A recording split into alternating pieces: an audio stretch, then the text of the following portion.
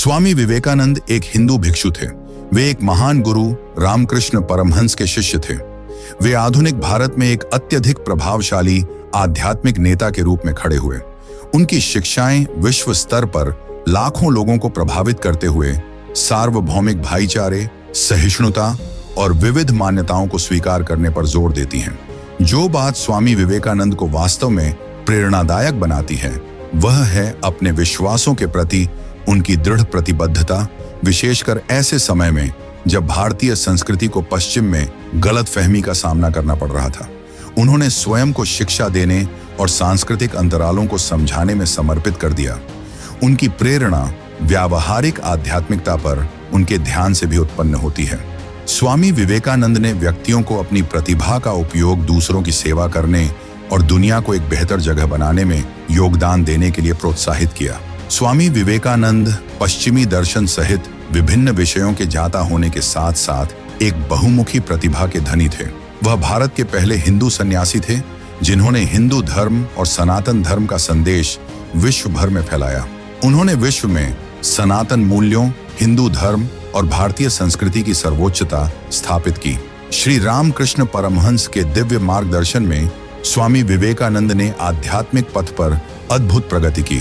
11 सितंबर 1893 को शिकागो में आयोजित विश्व धर्म संसद में उनके भाषण ने दुनिया भर के धार्मिक और आध्यात्मिक संतों पर एक अमिट छाप छोड़ दी।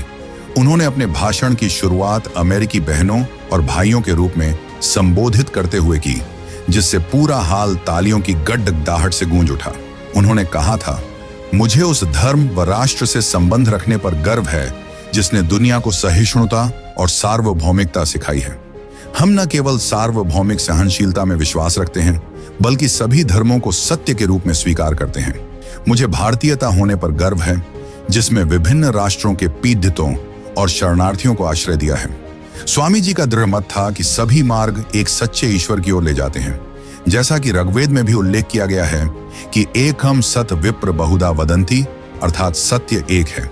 दार्शनिक इसे विभिन्न नामों से पुकारते हैं। उनके भारतीय धर्मनिरपेक्षता के विचार सभी धर्मों के लिए समान थे। उन्होंने सदैव सार्वजनिक संस्कृति के रूप में धार्मिक सहिष्णुता का समर्थन किया, क्योंकि वे सद्भाव और शांति चाहते थे।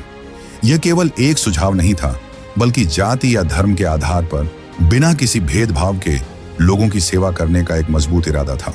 उनके विचारों में धर्मनिरपेक्षता के संबंध में तुष्टीकरण के लिए कोई स्थान नहीं था। यह सर्वसमावेशी था, जिसका उन्होंने अमेरिका में प्रचार किया और 1893 में विश्व धर्म संसद में ऐतिहासिक व्याख्यान देने के बाद यूरोप का भी व्यापक दौरा किया। स्वामी विवेकानंद की दिव्यता, नैतिकता, पूर्व पश्चिम का जुद्धाव व एकता की भावना विश्व के लिए वास्तविक संपत्ति है। उन्होंने हमारे देश की महान आध्यात्मिक विरासत को आगे बढ़ाते हुए एकता की भावना को परिभाषित किया।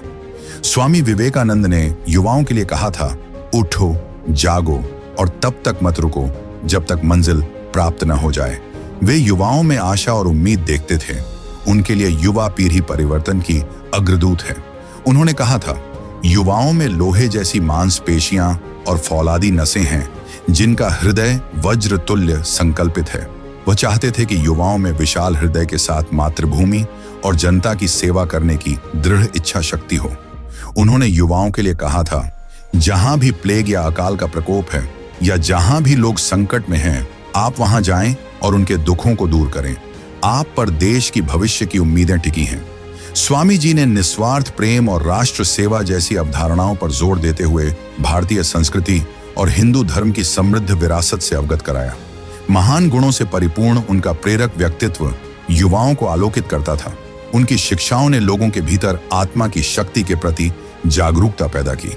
तो आइए सुनते हैं स्वामी विवेकानंद और उनका संदेश को सिर्फ बुक्स इन वॉइस पर।